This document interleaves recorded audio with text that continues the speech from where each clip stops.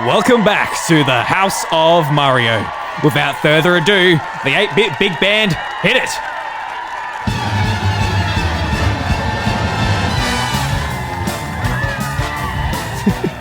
Joining us in the house this week is Nato Johnston. Nato, how we going, man? I'm doing good to this jazzy beat. Oh, bit of Pokemon jazz. Oh. Yeah. I could picture this in like nearly a Star Wars Tatooine-esque like Pokemon like dive bar. Like, you're out there like Tatooine catching your sand Pokemon. You go into the bar, you get a nice drink of water. There's a nice like Pokemon jazz band up there playing. Well, that's exactly where we are, Nato. You don't have to ruin the illusion for the audio listeners. We are exactly there. Yes. God, I can't even remember them because the new version, I still haven't remembered all the names off by heart, but the band Pokemon are up there. They're the ones actually playing all the music. Yeah, the band from Pokemon Sword and Shield. Yes. Yeah.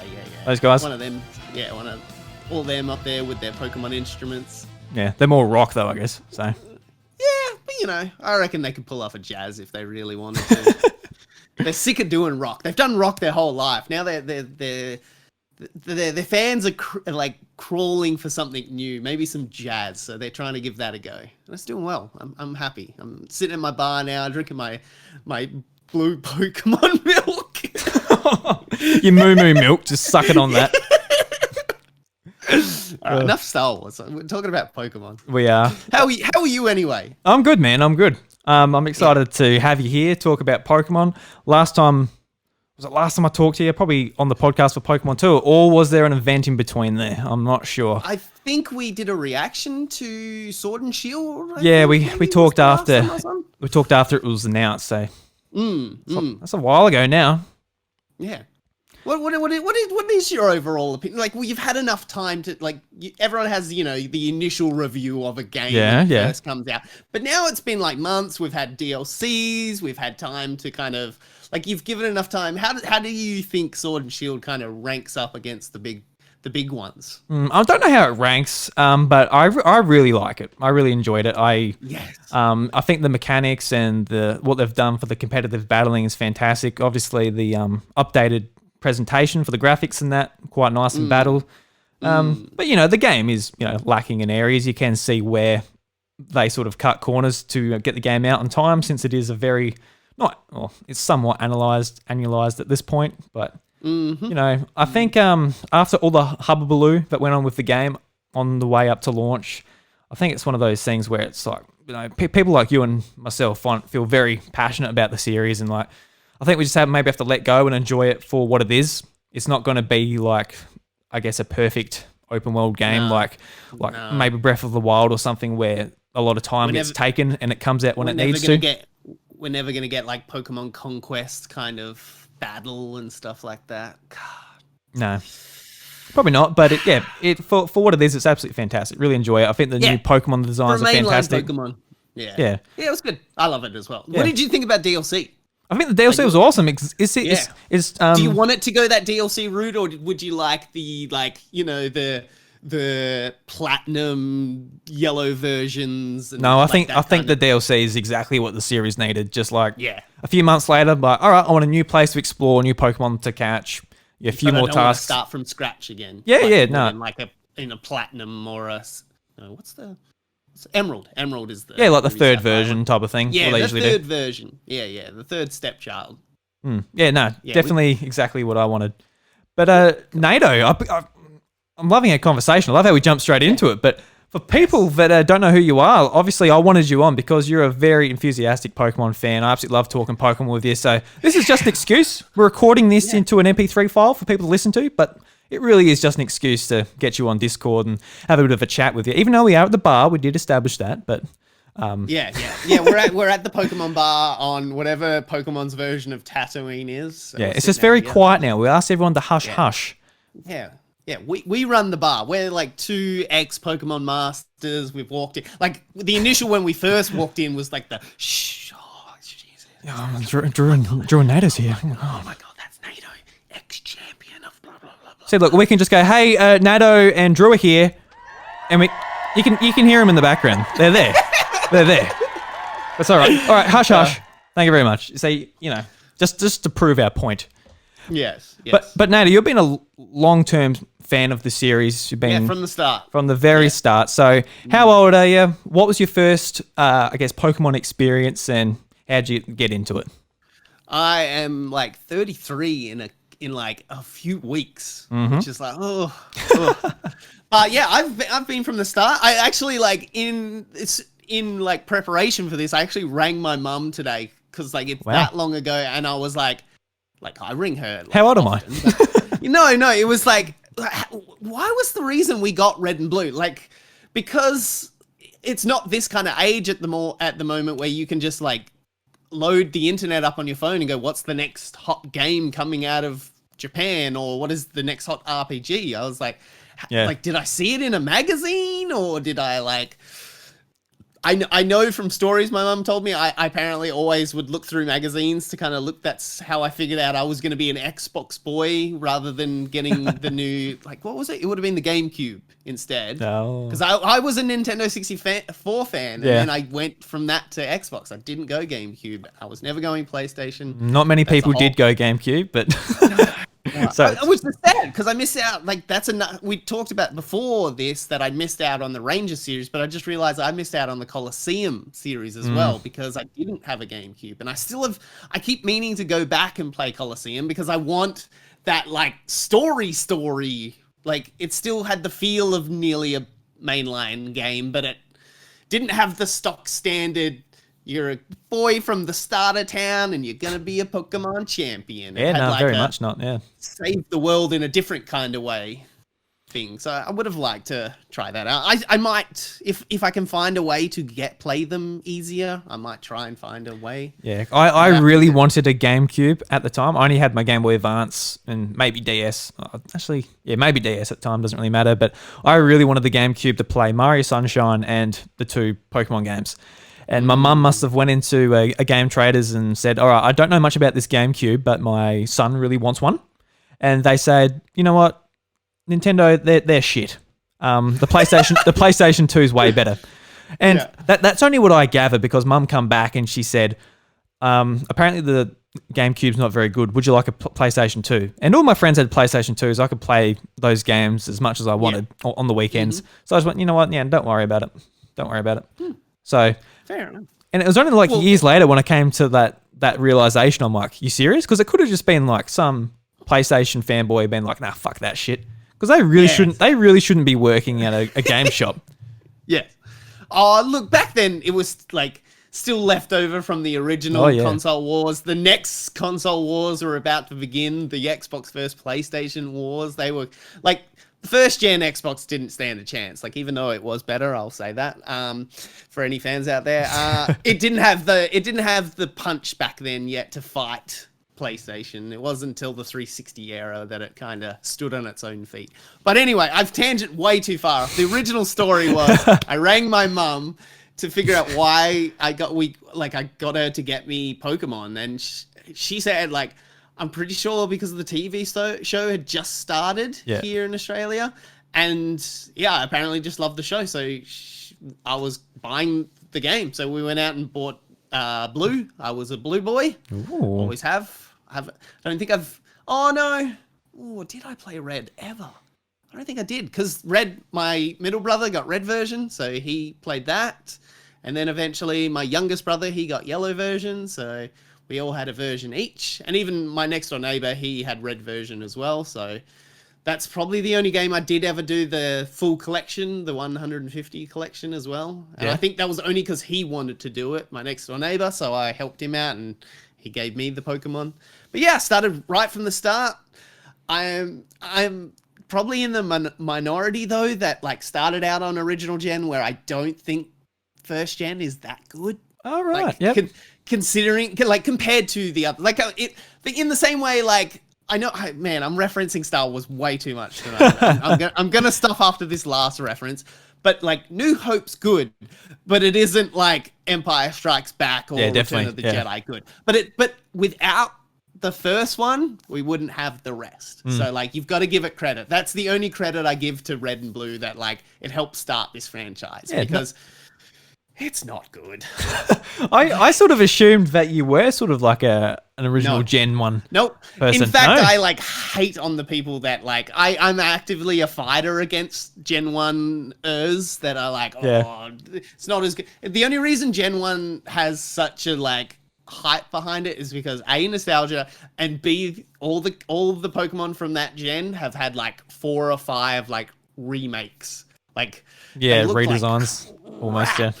Yeah, like if you look at the original designs, they're not nice, and all the Pokemon that people shit on in the later gens of like, oh, it's just an ice cream cone or it's just a trash bag. It's like, Voltov's just a ball with eyes, and Muck is just like slime with eyes, and Magnemite's just a magnet with eyes. Like, Yeah, Seal is a seal. oh man, like yeah, like they just have so much nostalgia in their eyes that they don't realize that Gen 1 is just the same kind of bad designs. Like every gen has its great looking Pokemon and its terrible looking Pokemon. So Yeah, definitely. I'm not a Gen 1er. I don't like people that try and stick in the past. Change is good. Pokemon new designs are good. It keeps it fresh. So Yeah. but love Gen 1, but not my fave gen by a long shot. Yeah, like it's probably not my fave gen either, but all of the Pokemon, there is no denying that strong nostalgia for each and every single one. Whether it's through the anime or having it on in your party in the games, it's like it's really powerful what nostalgia can do. But it's important not to let it blind you to the new stuff as well, because even in Sword and Shield, like there's some great designs, there's some really fun Pokemon to use, and there are aspects of the story and the characters that are a lot of fun too. So, just going back to Team Rocket and. It's a pretty run by the numbers story. Getting to the top, you get there. Good on you. I do like the Team Rocket kind of bad guys though. I do too. I do like that they changed them though. Like it's like a yin and yang. Like I love just a pure they're bad. They're like there's no huge mastermind plan. It's just we're bad. We're gonna get powerful and we're gonna take over the world. There's no like they're just criminals. Yeah, I'm not summoning God to destroy the universe so I can rebuild it, or like, oh, we're just, we're what are they called? B-boys? I can't remember the Japanese term for the guys out of Sun and Moon, like the I don't know. ghetto guys. Like Team Skull, I don't know. They were just called Team Skull Grunts, weren't they? The Sun and Moon? Yeah. Yes. So and then even things like in Sword and Shield kind of bad guys. It's just like they're just hooligans. I'm glad we have a variety, but I do like your basic bitch bad guy. Because I do love Giovanni. Giovanni and he's badass. Yeah. Oh man, what's the Team Galactic's boss? Cyrus. They're my two faves. Yeah. See, the thing with Cyrus is that's when it got to the point where it's like, all right, calm the fuck down. Like you're literally ripping a hole in space and time to go to a different dimension and like ruin this one. Well, no, that's not his original plan. He was like trying to summon Arceus to like remake the universe because of how terrible it was, and I was just like, whoa, man! But also like I loved his like design, and that's why I hope the rumors are true this year that we get the Diamond and Pearl remakes. Like, ooh, because I'm sure they will be. Yeah. They're my it's my favorite universe and my favorite story, but my least favorite gen. Because like the mechanics and the gameplay in that game is just like they were pushing the limits of the what was that on? Game Boy Advance? No, it's on DS. On DS, That was on DS. It just ran so slow. Like anyone who thinks it's a good game needs to go back and play that because it's like been even when a long you time.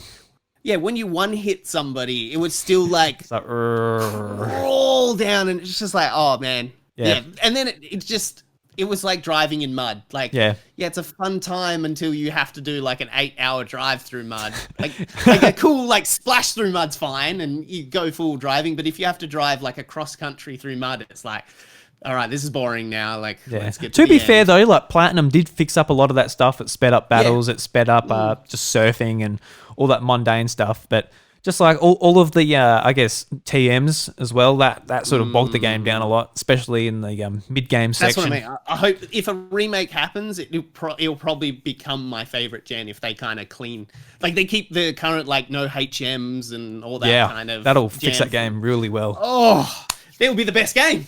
And people will appreciate it, at least one of the good games, because they never will appreciate Black and White, which is the best one. But Yeah. I guess that's rolling into the next question. What is your favorite generation of Pokemon? yeah, Black and White for sure. Gen 5. Very nice. Yeah, for sure. Just like N, like the story with N is like he's such a cool villain, but doesn't realize he's a villain because that like not to pull too much of like current like climate, but like the Trump fans that don't realize they're bad, like they think they've just been so brainwashed into like they're the good guys cleaning up the world and like everything's the bad, and even though that the person that is like telling them these things is a terrible person, like same with N, he doesn't realize that. God, what the Gigas or Gigas? Getsus?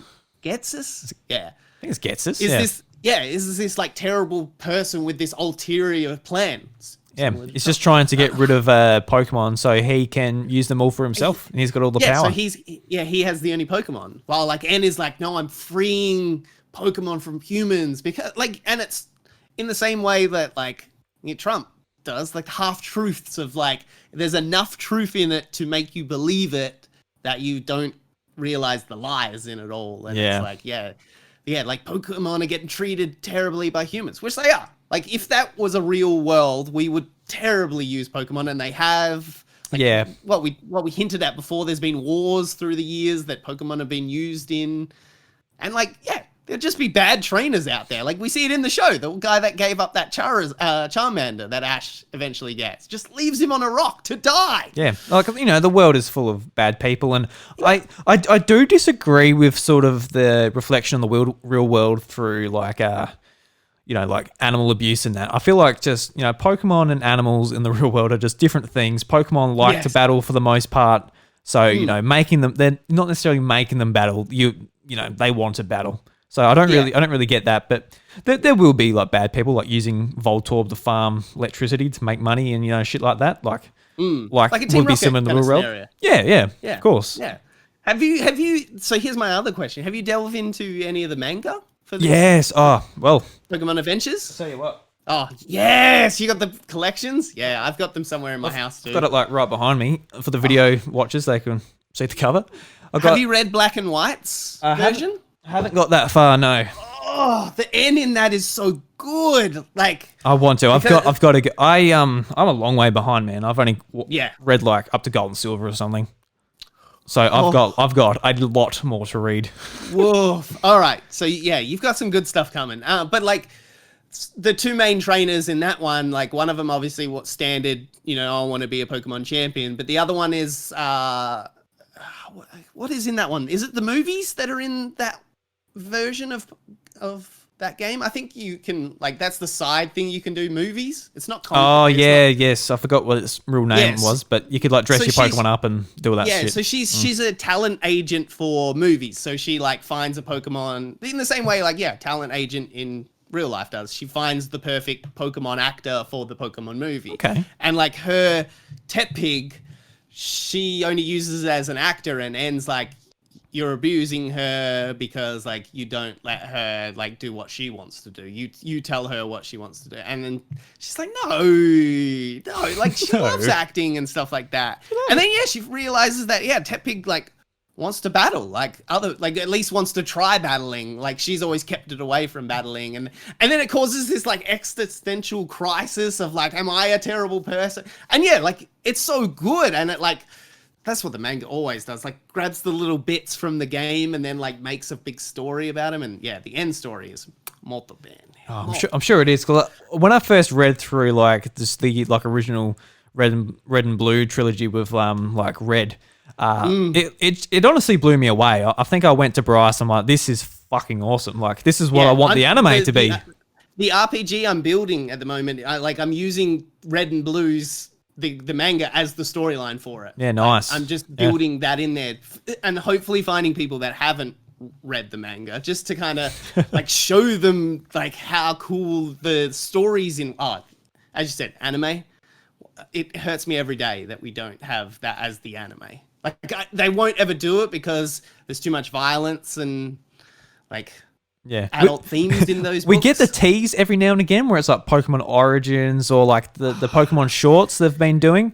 And they do Red, and they do him pretty much exactly how he is in the manga. And Yeah. it's like, oh, come on, just do it. Come on, they'll be able to have 2 Pokemon animes running simultaneously, one for the kids and one for I don't think they will. Like we've seen in the mainline games, they just don't want to make them for adults. Like they don't want to risk that image. Like they don't want parents having the slightest hesitation to buy Pokemon for their kids. They want them 100%. If a parent sees Pokemon, they don't see anything to do, because we see the internet, we see how people like parents can react to just like the slightest bit of violence in things. So they just don't want to risk those sales, because that's a future Pokemon addict that they have for the next 20 years. Like as soon as they get them onto the game, like all of it. Like we're doing podcasts about it. Like big nerds. 25th anniversary. We've been around since the start. So like, why would you risk that future investment that's going to buy merchandise, buy the games, watch the TV shows? So it's not worth the risk. Yeah, you can't really blame them, but it's just you want it so bad, don't you?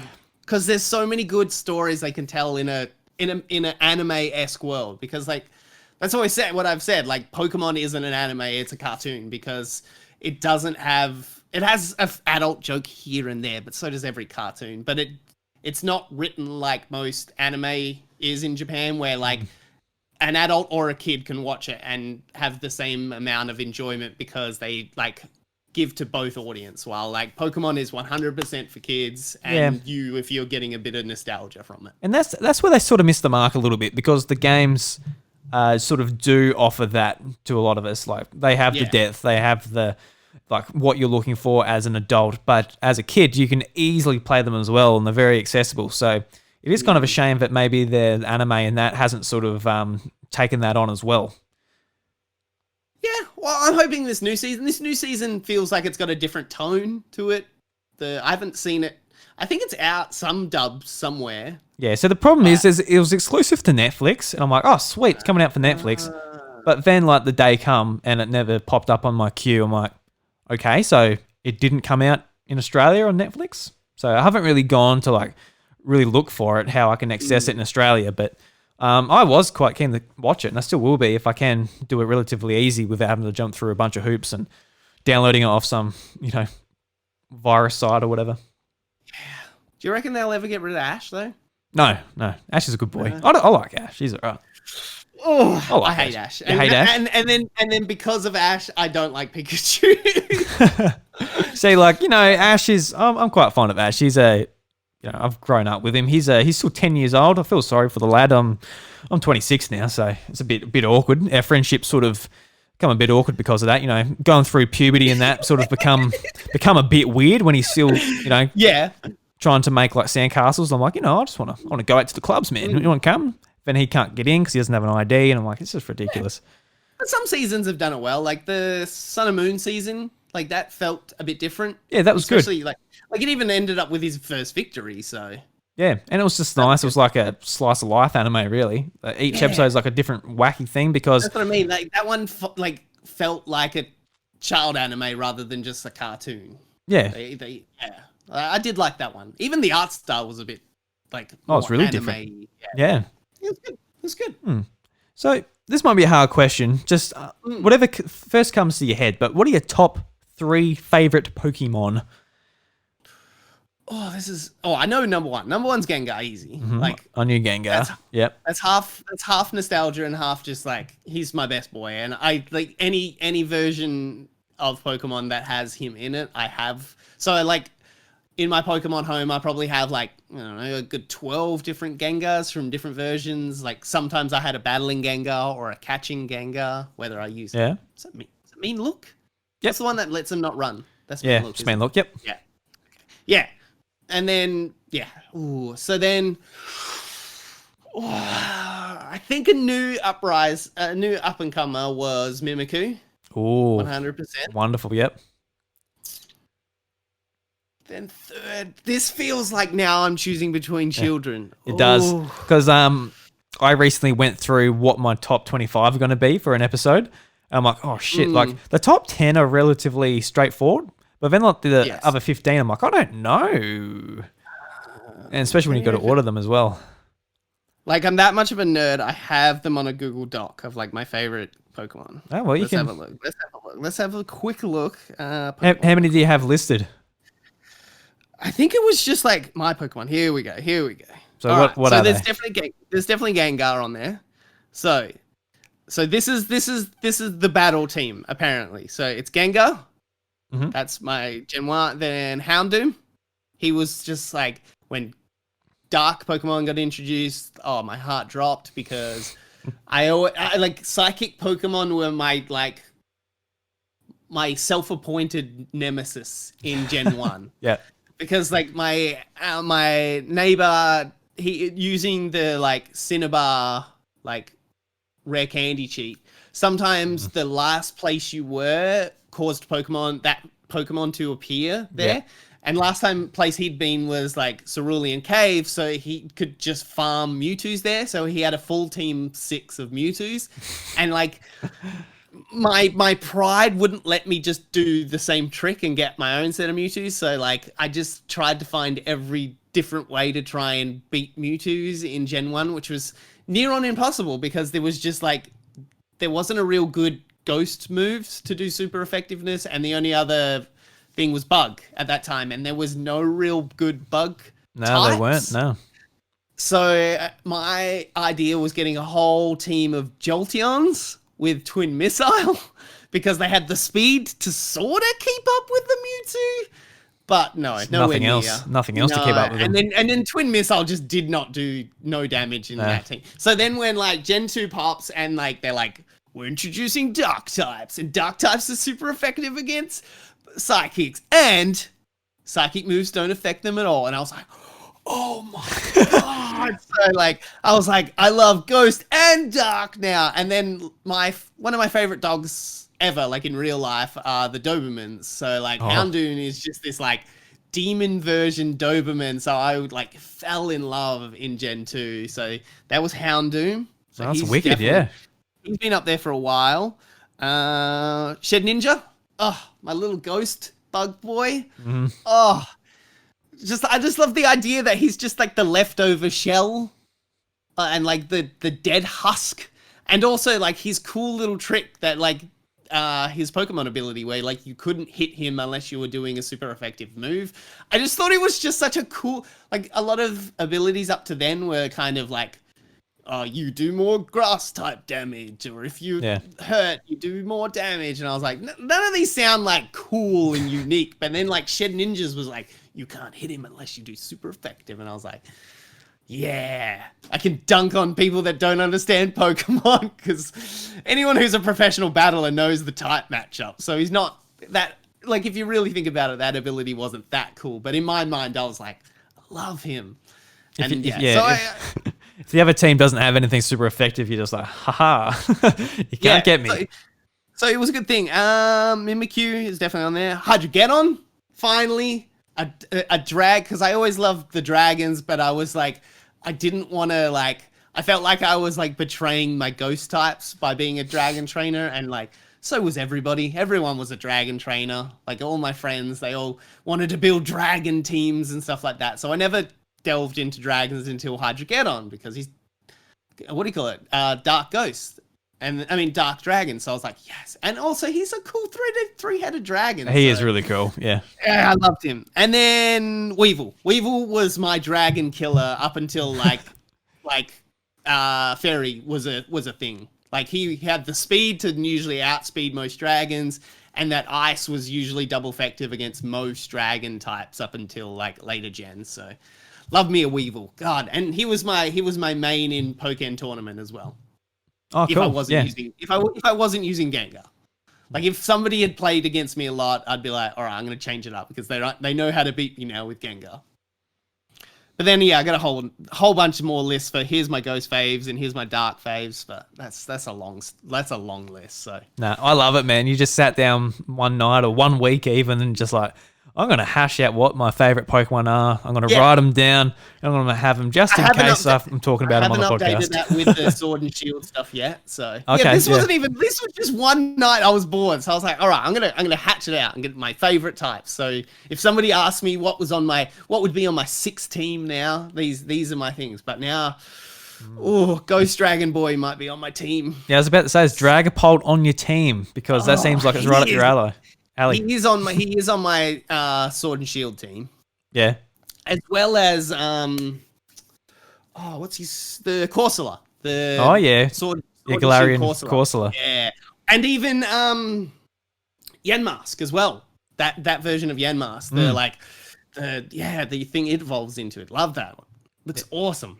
Yeah, sort of like the ground ghost type as well. So you're just like massive into your ghost types and your dark types. Yeah. If you have to choose between one, the ghost or dark, which one would you go with? Ghost. It hurt so much. It did, because I have so many good babies on dark as well. But ghost was my first, because that's it. But it feels unfair to dark because it came later. So, but I got Mimikyu. So Mimikyu's like what then became my dragon killer because it was the ghost fairy. So. God, that thing. Love Mimikyu. And I love the story of Mimikyu as well. Like, yeah, I love it too. It's so like disturbing that it can kill you if you see it. So it had to like find the thing that everybody loves, which is goddamn Pikachu, and like, but it still hates Pikachu as well, which like fills me with joy as well because I hate Pikachu. Yeah, I hate Pikachu as well. Like, bad icon. It could have been better. Could have been Eevee. Should have been Eevee. Oh, no way. Pikachu absolutely destroys Eevee. No, Eevee's 100% the best. And then, like, the like, options within Eevee as well of, like, what you want it to be after. Yeah, well, so here's the funny story. I do love Raichu, though. I hate Pikachu, though. You like Raichu, not Pikachu? Okay. Love me a Raichu. And then later gens had a surfing Raichu. I was like, boy... This is why. Look, I think I just got pissed when like Pikachu in the anime wouldn't evolve against Lieutenant Sarge's Raichu. It's like, come on, man, don't be a wuss, just evolve. And then like if you play yellow version, it wouldn't let you evolve it on there either, which annoyed me as well. Like it's better on Let's Go Pikachu because like you get the trainer Pikachu, which has a lot higher stats. Yeah. So it makes up for not being able to turn into a Raichu. But like end game yellow, you're stuck with this goddamn low level stat Pikachu. I just trade it to one of my other versions, evolve it, and then traded it back. I remember in high school or late primary school, whatever it was, I went through a sort of a little moment as well where I'm like, Pikachu, I hate Pikachu. Pikachu sucks. Like, I was sort of like, he's too cool. I'm into like... No, I haven't given up that. I refuse to give up on that. I'm into Nato or whatever, but no, I come around. I'm like, you know what? I love Pikachu. I loved Pikachu as like a little kid. Like would have been my favorite Pokemon. Just, that's pretty trite because he's on the cover and he's cute. It's like, that is what I like. I like the main thing. But thinking back to like the very first moment I sort of interacted with Pokemon, which was in a random motel room. I think there was Ozstar on it. Turn on the TV. There's Pokemon. It was the episode when I think they're trying to evolve someone's Paris into a Parasect. Yes. And it just like I remember the scene when it's like Pikachu versus Paris, and Paris with his big scary eyes, and Pikachu obviously looking, Pikachu's cute.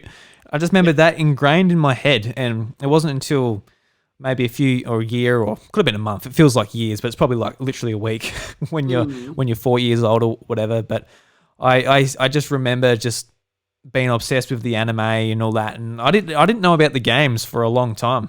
Like for years later, I was very much just into the anime and all of that. So having such fond memories of like just the anime, that's where my love of Pikachu comes. And I think it's cool. Like you got your Charizard, you got like your big cool Pokemon, but you need like a little Pokemon who can like snuggle with you in bed and be on your shoulder and all that.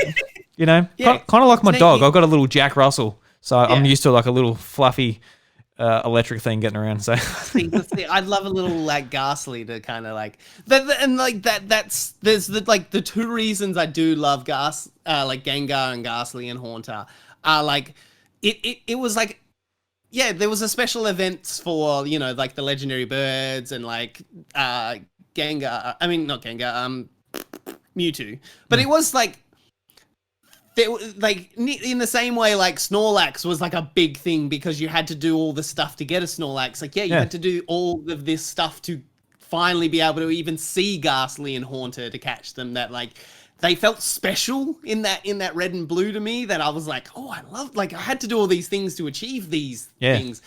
And then the episode where like Ash meets Ghastly and Haunter and Gengar, like after getting his ass, it's after he gets whooped by Sabrina or before, and then he comes back? Before, I think he has to go and get one to help him beat them, because he hears about like ghost Pokemon and he needs one. I know the first time he goes against Sabrina, he loses. Yeah, and then I think he goes and gets the Ghastly and Haunter after. Does he get? Does he get Haunter or? Yeah, he gets Haunter. Yeah. And then Haunter does nothing during that. So for fuck's sakes, I went through a whole arc to get you. But like, just they were lonely boys that just wanted to friend. Like they were all like, they were just boys. They were idiots and like mean, but like in the end, they were just lonely ghost Pokemon up there that needed some friends. Yeah, they had all their toys, but they just had no one to share them with. And like as a kid, like that wasn't me. I was usually the one that would find those kids on the playground and play with them. So then like I was always like, you can live with me always, my God. This is the same kind of scenario with Mimikyu of just like, no one will love you. I will love you, Mimikyu. Come here. Just like, keep that goddamn costume on, you sick-looking bastard. No, I died a Mimikyu if it needed me to. Then I can be a ghost Pokemon with it. The circle of life. Yeah, you'll turn into a Yamask. Yeah. That'd be so like, terrifying. It was those two hit factors, and then because of Ghastly and Gengar, I was like, well, I like ghost Pokemon now. And then like, next gen gave us some more. I think that was the Shuppet. Yeah, that was Gen 3. Yeah. With Shuppet. But what was Gen 2? Mischievous. Oh, we did. We got the witch. And I always loved all that kind of like fantasy horror. Was it just Mischievous in Gen 2 who they introduced as a ghost type? Because you didn't have Miss Magius yet, because that was introduced in Gen 4. That was Diamond. Yeah. Well. So then we got all the like next evolutions. Honestly, can't remember any other ghosts.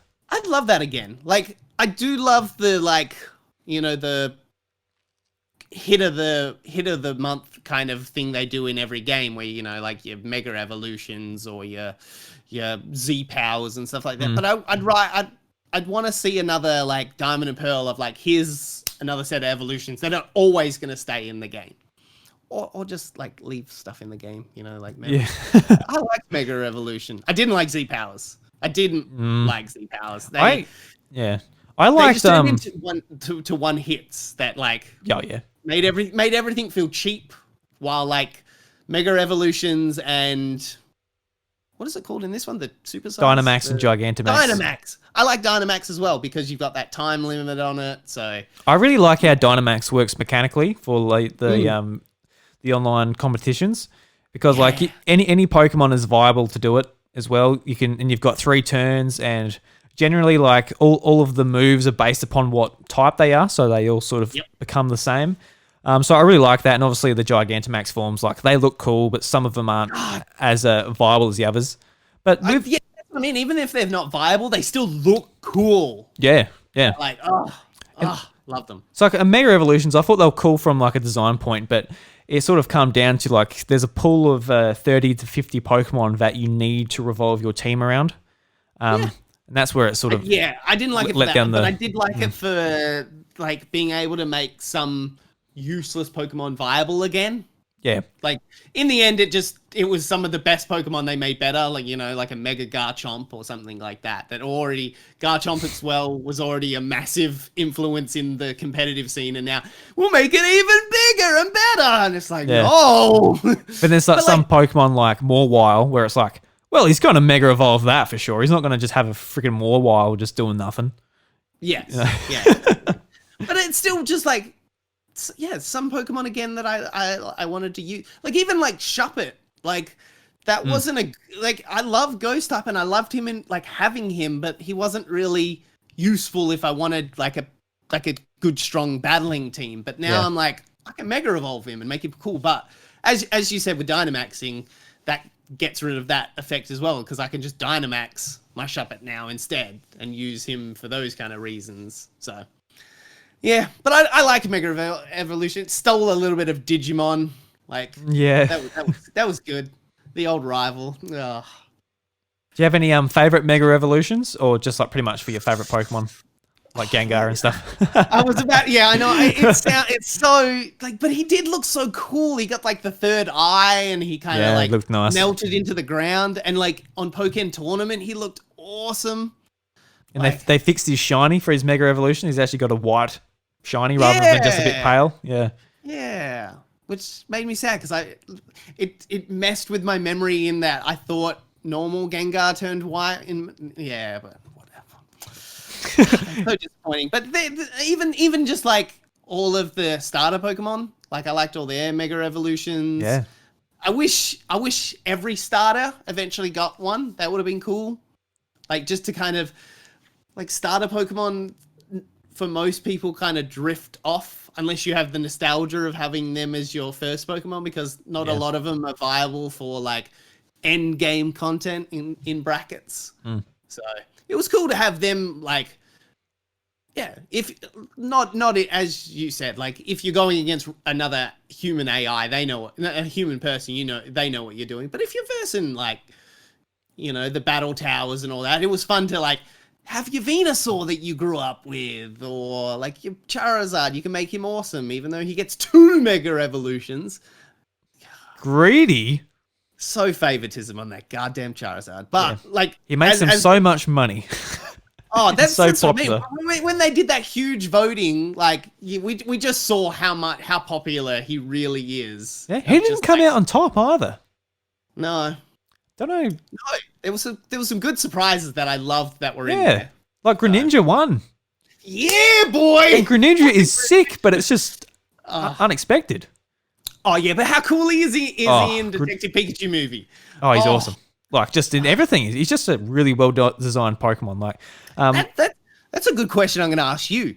What do you want to see from Detective Pikachu 2? The movie or the game? Movie. I don't care about the game. I don't necessarily know. I think Detective Pikachu was just a really nice surprise that when they like shown off the first trailer, it's just like, wow, this looks great, and it really did.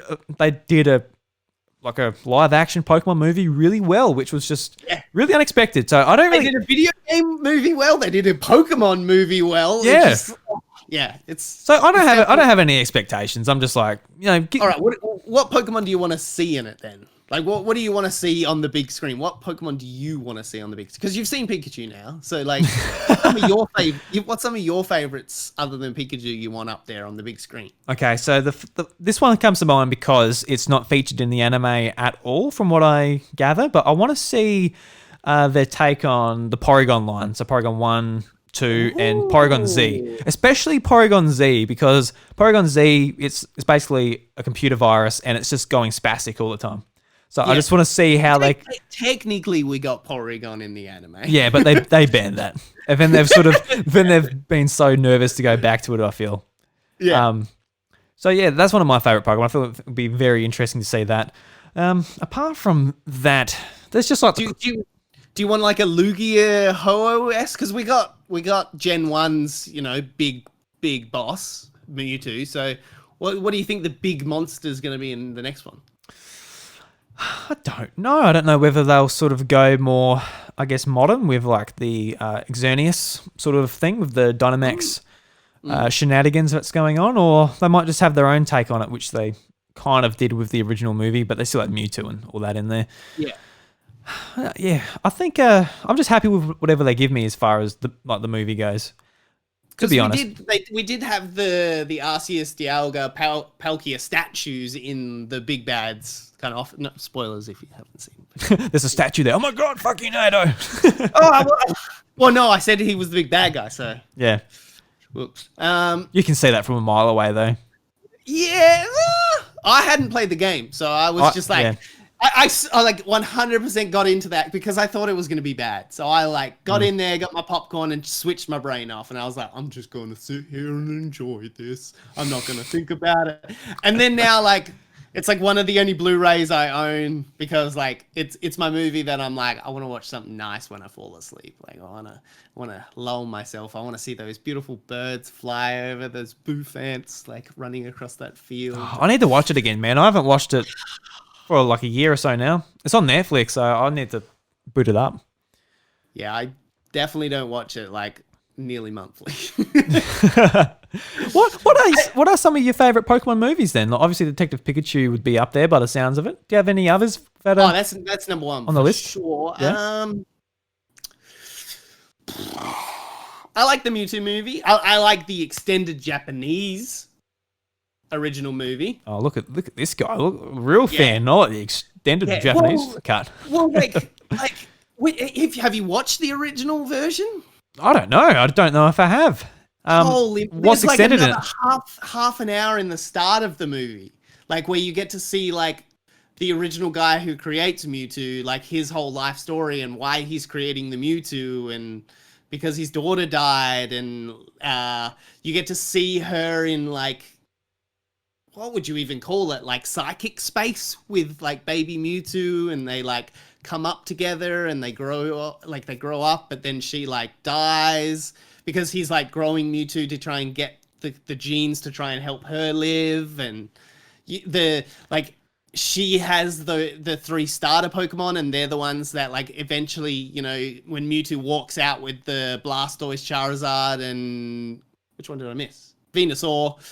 They're her original Pokemon and has the same markings, and it's just like, it ties the story together so much better than like the theoretical version that we got in the West. Okay. Well, it sounds a lot like kind of the Digimon movie where it just got butchered and we got like a really cut out version. A good half an hour of the start of that movie. Okay, wow. Yeah. Because I know obviously Mewtwo Strikes Back, that's a completely different movie, and that sort of gives a lot more of what happened afterwards when Ash lost his memory and all of that, and Giovanni goes back to try and catch him. But yeah, I didn't know anything about the girl or anything like that. Yeah, you learn all about the doctor that like cloned him, and like you see him for a split second in the normal, like the Western movie. He's one of the things that, oh no, but like you learn about that, why Mewtwo bursts out and all that, because like he sees her die, and then eventually like he wakes up after that, and then they have to try and put him back to sleep because he goes like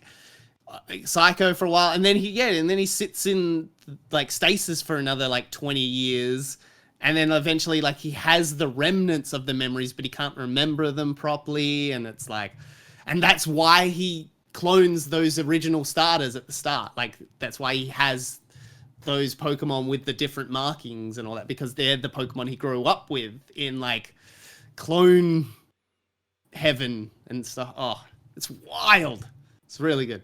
And then like Giovanni, like that's why he accepts Giovanni's money to try and like do the Mewtwo, because he's also funding his research to try and like clone his daughter, because she's dead. And because obviously in the English version, he's pretty much just Giovanni's professor. That's what you get from it. You don't see anything about it. Yeah, Dr. Fuji. You don't see anything about him.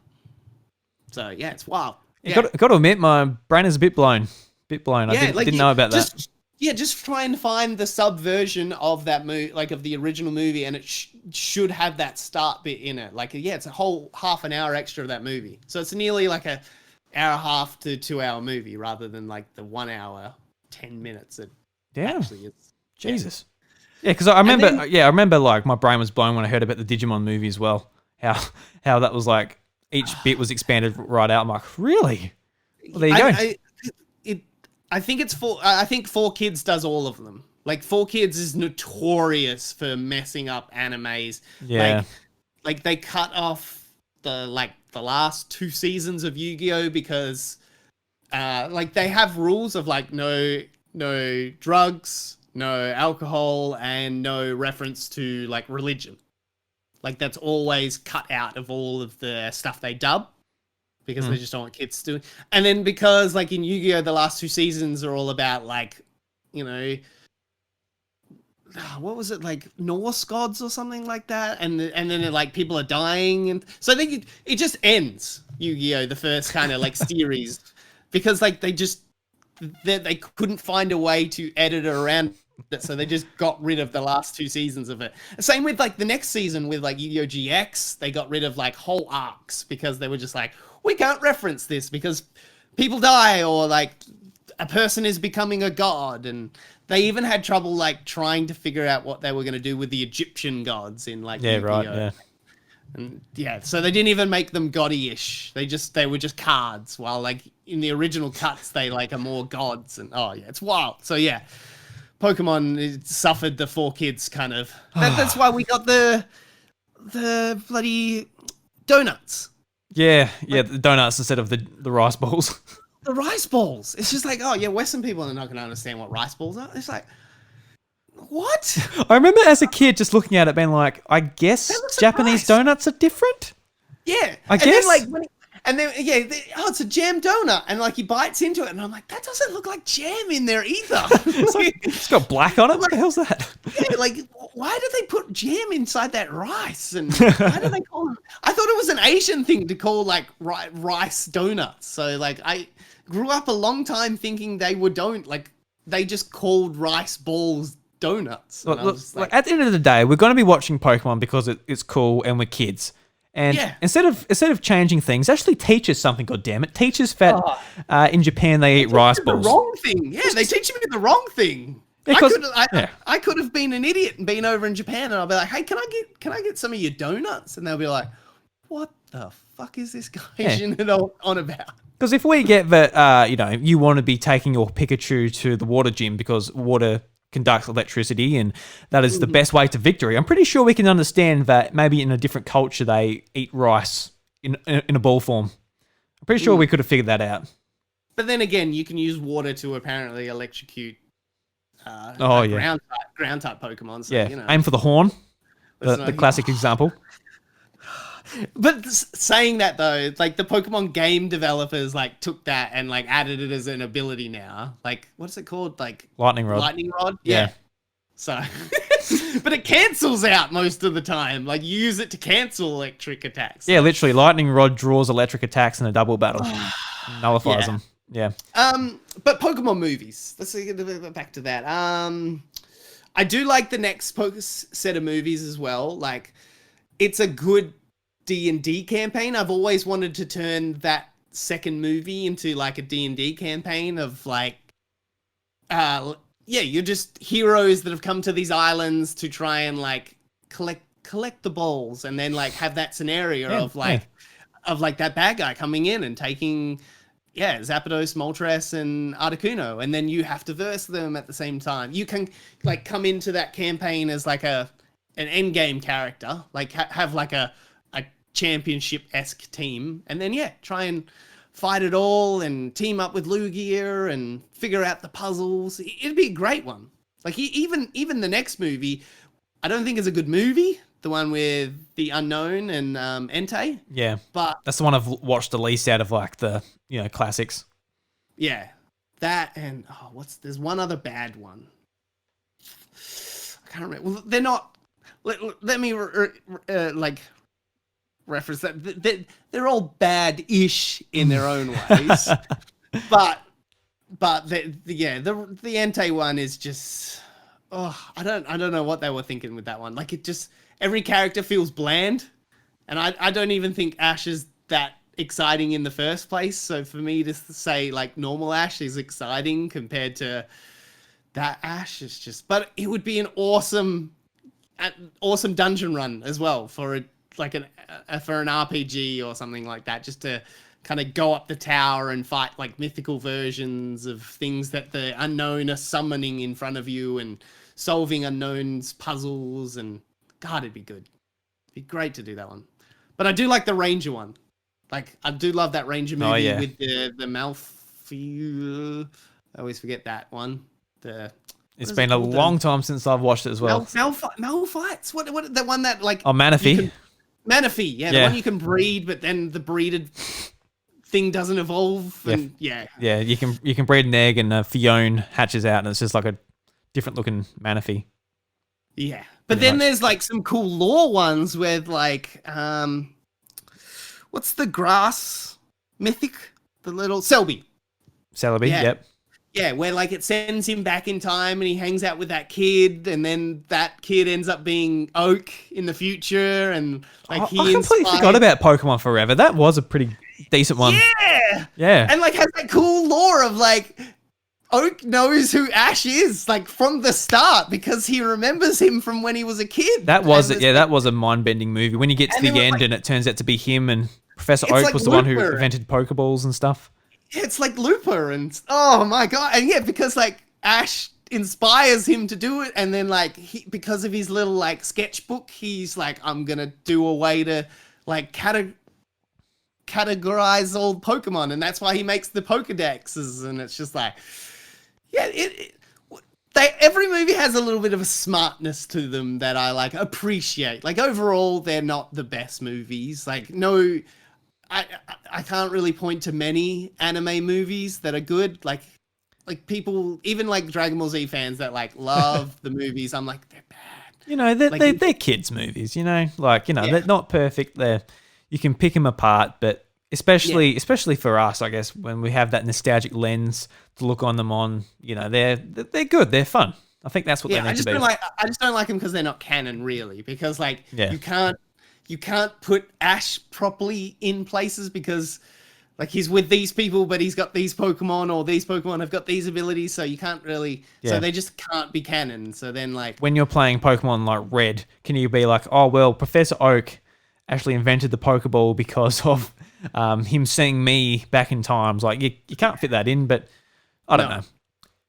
Yeah, I just wish they would tie into the TV series a bit more, but. Same thing with the Dragon Ball Z movies. They're all non-canon as well, so... Yeah. Until the most recent movie, I think. But, yeah. Some of the movies that... What is your favourite? Yeah, what is your favourite? Some of the movies that stand out to me, one I really like was Pokemon Heroes. Because I absolutely love Latios and Latias in the games. They're some of my favourite Pokemon. And it sort of blends... one of my favorite regions being the Hoenn region with like classic Pokemon. This was like in the series where Ash hadn't gone to Hoenn yet, so he's still wearing his original clothes, original voice actor, still with Brock and Misty, but it's also with the Hoenn Pokemon and some of the Pokemon I really love. So I really like that. And it's just like a sweet story. And like it had like one of the weirdest moments in the franchise, obviously, when at the very end when Latias can like take on that human girl form. And at the end, she kisses Ash and like runs off. It's one of those moments where it's like, that's something. How do you feel about that? How do you feel about that? You got kissed by like a dragon thing, but because Ash is still 10 years old. Yeah, I mean, and it's like even in the later gens when he kisses, is it Serena? Yeah, Serena. They do their little like goodbye. And even just like the whole Misty kind of thing as well. It's just like, it's cool until you realize they're 10 years old. It's nearly similar to the, what was it? Game of Thrones. Like if they're the same age as they are in the books, it's just weird as hell how, the relationships in that. So but I don't think about that too much. It's a pretty harmless little goodbye kiss. It's not like a I'll see you in a few minutes kiss, you know what I mean? It's I guess it's pretty harmless. Volcanian. God, I hate mythics. What's his name? Volcanion. Volcanion. Like there you go. Yeah. That movie is very, very bad. Like, they got very bad around like even like probably Diamond and Pearl until X and Y.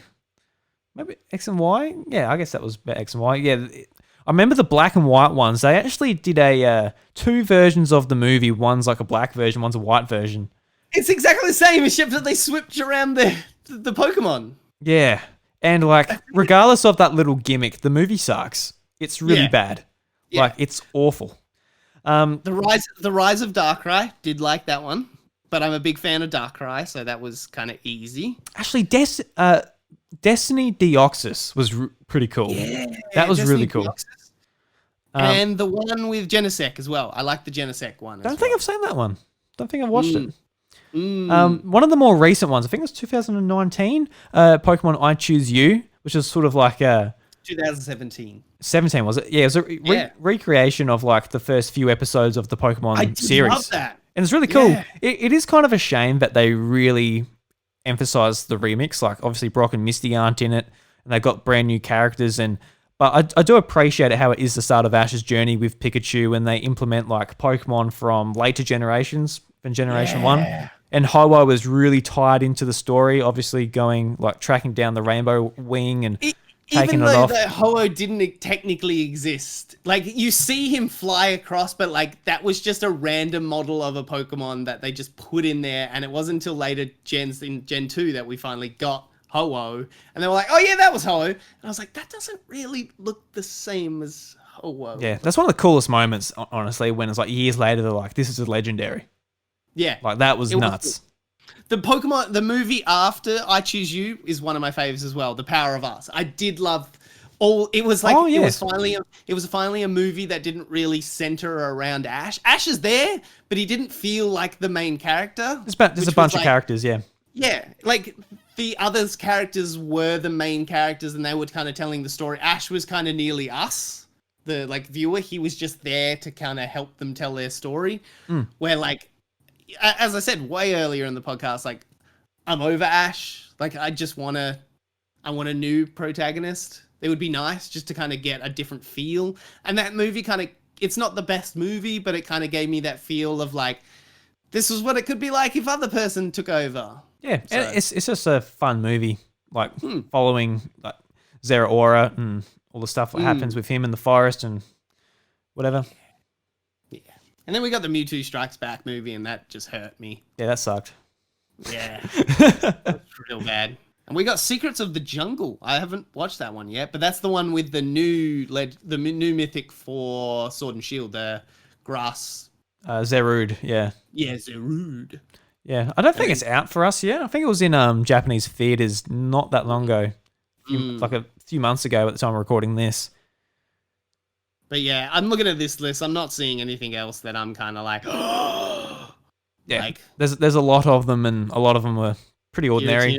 Sky Warrior, Lucario and the Mystery of Mew. Didn't really care about that one. It was okay. Jirachi. It was okay. Didn't really care about that one. Yeah. Diancie and the Cocoon of Destruction. Hooper. I don't think I've seen the Hooper one. The Hooper one's actually really cool. Is it? Okay. Yeah, well, I'm just remembering the scenes when like it's like two of the worst movies either side of it, which is the Cocoon of Destruction and the Volcan. I think I remember enjoying it because basically he's like just mischievous, and he opens like different portals, and he like brings the legendaries together, and they're all having like fights, and they've got to stop. Well, I have seen it because it has like the Ash moment at the end where he dies again and stuff. Yeah, it's actually pretty cool. And then from what I can remember. And then Pikachu cries again and brings me back to life.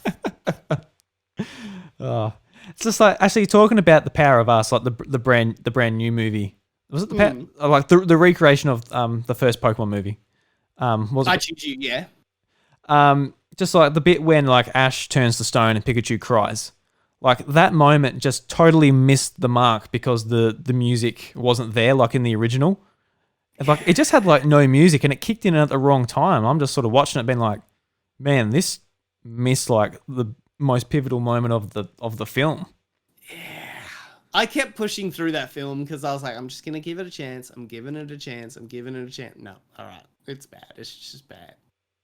All right, here's my side tangent that I want to go to. What is your favorite like non-mainline Pokemon thing? Non-main, like like your Pokemon tournaments, you got your Pokemon Conquest, you got your Pokemon. I think it's going to be Pokemon Go, so I'm going to throw that off the list because I don't. I wouldn't have said Pokemon Go anyway. I think that's its own thing. Okay. Because I don't really Pokemon count Pokemon Go, but it probably would be at this stage. I've become pretty addicted to that. But as far as like on a Nintendo console, that's I guess a spin-off for a Pokemon game. As a kid, I really liked Pokemon Mystery Dungeon. I thought the first game was pretty good, and then the second game. Did you get the remake recently? I did, yeah. Did you enjoy that? I didn't end up finishing. It didn't grab me like the second time, and like the story's fine, but I feel like the sequel to that game, Explorers of Time, and also the second version, Explorers of Darkness. I thought that had a really great story, and all of the characters in that are really, really good. Basically, the game revolves. You're in a guild, and like you're learning to be a rescue team, and you've got different guilds, and there's a lot of characters sort of attending that guild, and all of the characters are written really well. There's like a sort of with no spoilers, there's a bad guy that sort of catches you off unexpected, and this is like a fair few hours into the game, and you're like, oh shit, and he's like a really, he means business, and I can't remember like the story beat for beat. It's been 10 plus years since I played that game on DS, but that game really, really captured me as far as the story goes, and we all know like Pokemon doesn't deliver a story in most of their titles, and this was even before Black and White, so we hadn't really gotten that from the main series unless we like go digging into the manga and the anime and apparently fan the fiction. fans don't appreciate when they're given a good story anyway, so yeah, whatever. And like apart from that, it's just like Pokemon Stadium on Nintendo 64. Always went over to my friend's place and played that. I never actually had it myself because I didn't have a Nintendo 64. Oh, okay, because that was my next question. Did you ever finish the non mini game side of it, where like you go through all the stadiums, you get Mewtwo, you verse Mewtwo, the game resets, like that's our first, like, is that one of the first games we had New Game Plus? Oh no, we had Ghosts and Ghouls or whatever it was called. That's the one you had to go through again. But I love that one. You verse Mewtwo, and then the game would reset, and like you'd go back to the start. But everyone was super strong. Then you have to fight through it all again, and then summon Mewtwo the second time. And then I think when you beat him, you get like a very good IV Mewtwo for your own game. I think it was. I can't remember. But I remember there was multiple things you could unlock from Pokemon Stadium. I know if you fielded all 150, you get the Mew. Never got around to doing that either. God, Pokemon Stadium was so good. We've never really had a good one since. Coliseum was all right, but it was that focused more on its story side rather than giving us mini games. And yeah, the Wii version. Ooh. Pokemon Revolution, yeah, that was. Was it Revolution? Yeah, Pokemon Revolution on Wii. Ugh. I was so excited. Like I went and tracked that down, and I like eBayed it, and then I was like, oh, it's only the battling side, and that's it, really. There's no mini games, there's no like stadium version. Yeah, pretty much what that game was obviously the nice 3D graphics and being able to play with randoms, because at the time on Diamond and Pearl you couldn't just go into a random battle. You had to add each other's friend code and do all the rubbish you had to do as far as online requirements went with that. So that's where sort of Battle Revolution came in, because it was just a lot easier. Because me and my three brothers sunk so much time into Pokemon Stadium, especially the mini games. Like my brothers don't really. Well, the middle one still games a lot, but the youngest one doesn't really game at all. But I can still like message him and be like, "Hey, do you want to get out the old 64 in Pokemon Stadium?" And he'll be there in like 2 seconds, and he'll be a gun at one of the like Licky Tongue, and I'll be a gun at Magikarp, Splash, and God, so good. And then Stadium 2 came out with a bunch of new games as well. I remember one day, like, I was just on YouTube and maybe somebody was playing it or something, and then I just made my girlfriend like sit there, and we went through all of the mini games on YouTube, and I'm like, this is this one, and this is what you had to do in this game, and Kaz just looking at me like, cool, man. Like, it's one of those had to be there moments, and I'm like, yeah, but I just need to get this off my chest because I'm just so nostalgic for it at the moment. Yeah, we're not going to get another Pokemon Stadium. I think that's pretty obvious. But would you like to see like a Pokemon like Mario Party where you can like have all those different mini games to have four-player friends? Some of those mini games are so good. Like, oh, they would stand toe to toe to some of the best Mario Party mini games as well. Like, I'll put my foot down and say, yep, some of the best games on there would match some of the best Mario Party games. Like, easy, par for par. Especially like, oh, I don't know if you could do it in Pokemon Stadium 1, but in Pokemon Stadium 2, like, you could bring your own Pokemon in. I know you can do that in number 1, but like, if you had different names, it would change the color. And then if you had certain Pokemon as well, it would change the Pokemon you'd use. So like, instead of you using like a Sandshrew, you would be using like a Hitmon top or something like that. It was awesome. Like, so like, everyone else is the stock standard like Zubats, and I have like I don't know, I can't remember what they would have in there, but you would be able to use your own Pokemon instead, and it just felt more personal. And like I was like, this is my boy from the game, and then he's in with Pokemon Stadium. Like we're playing mini games together. We're not just fighting in the stadium together. We're playing mini games together as well, and it's like, oh, so good. That was always a fun thing when they allowed you to transfer your Pokemon from the games, whether it was into like the Poker Walker or into the Poker Walker. What else do they do? Yeah, but the Poker Walker, especially with Heart Gold and Soul Silver, that was really cool. I remember I was on a holiday in Tasmania at the time when the game came out, so we're always walking about. So I always made sure my Poker Walker was in my pocket and I was taking my Pokemon with me. So I was training them up while we were going for walks and stuff and getting items. Even things like the Dream World and all those kind of like spin-off things that allowed you to bring it into your main games were like awesome. Especially like Dream World allowed you to get alternate versions of like all the Cloud legendaries, and they're in their different versions, and God, able to get like your second ability Pokemon, your hidden abilities, and oh, so good.